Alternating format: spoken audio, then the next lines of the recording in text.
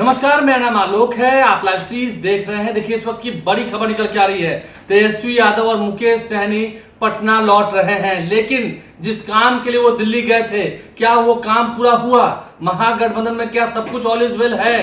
क्योंकि वो राहुल गांधी से मिलने गए थे, मल्लिकार्जुन खड़गे से मिलना था उन्हें, और दिल्ली से खबर निकल के आ रही है कि दिल्ली से वो अब पटना लौट रहे हैं, एयरपोर्ट पहुंच चुके हैं और अब से कुछ देर के बाद यानी कि कुछ घंटों के बाद ही वो पटना लौट आएंगे, बिना राहुल गांधी से मिले, बिना मल्लिकार्जुन खड़गे से मिले। हालांकि देखिए, कांग्रेस के नेताओं के साथ एक कांग्रेस की एमपी हैं छत्तीसगढ़ की, उनके घर पर मीटिंग हुई है। केसी वेणुगोपाल थे, सीएलसी थे और इसके अलावा प्रदेश अध्यक्ष राजेश राम थे। लेकिन बिहार कांग्रेस के नेताओं के साथ तो फिर बैठक हो ही रही है, पटना में भी हो रही थी, लेकिन इसका कोई फलाफल नहीं निकला। कांग्रेस अपनी जिद पर अड़ी है, उन्हें 60 सीटें लगभग चाहिए, 60 सीटों की डिमांड बताई जा रही है। इतनी सीटें तो पूरी होनी भी नहीं है, क्योंकि महागठबंधन के अंदर सबको एडजस्ट करना है। तो ऐसे में मुकेश सहनी और तेजस्वी यादव पटना लौट रहे हैं। अब से कुछ देर के बाद वो पटना आ जाएंगे। क्या खबर होगी, क्या होने वाला है? क्या आज रात कुछ बात बनेगी या फिर बात और बिगड़ जाएगी? महागठबंधन में बना बनाया खेल सब बिगड़ जाएगा? ऐसा तो नहीं होगा, क्योंकि अभी तक ये कहा जा रहा है कि 1-2 दिनों में सीट शेयरिंग की घोषणा हो जाएगी। अभी तक भी सोचिए, आज तारीख हो गई 13 अक्टूबर, कल 14 और 15 इंडिया अलायंस के अंदर सीट शेयरिंग की घोषणा हो चुकी है।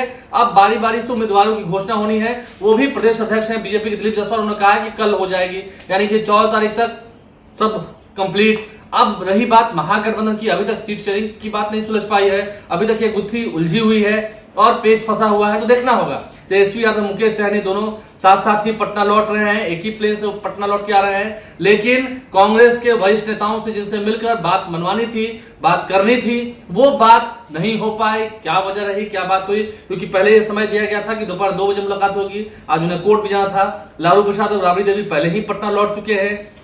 आप समझ सकते हैं, आरजेडी सुप्रीमो लालू प्रसाद की भूमिका भी इसमें है। वो पहले ही पटना आ गए हैं, राबड़ी देवी पटना आ गए हैं और अब तेजस्वी यादव मुकेश सहनी भी लौट कर आ रहे हैं। लेफ्ट पार्टीज के साथ, माले के साथ भी ताल में जो 35 सीटों की बात थी, उस पर अभी तक पूरी तरह बनी नहीं है, क्योंकि लेफ्ट पार्टीज की हो सका। देखिए, हम सीपीआई-एमएल की बात करेंगे तो कई उम्मीदवारों को उन्होंने सिंबल देना शुरू कर दिया है। अब आप बताइए, राहुल शर्मा को ज्वाइन कराया गया, मैं उदाहरण दे रहा हूं, और वहां से रामबली सिंह यादव को टिकट दिया गया, सिंबल दे दिया गया। तो क्या राहुल शर्मा चुनाव नहीं लड़ेंगे? कई ऐसी सीटें हैं। अब पालीगंज की सीट की बात हो रही है, वहां पर भी लेफ्ट के जो विधायक हैं, उन्होंने फिर से नॉमिनेशन की तारीख घोषित कर दी है।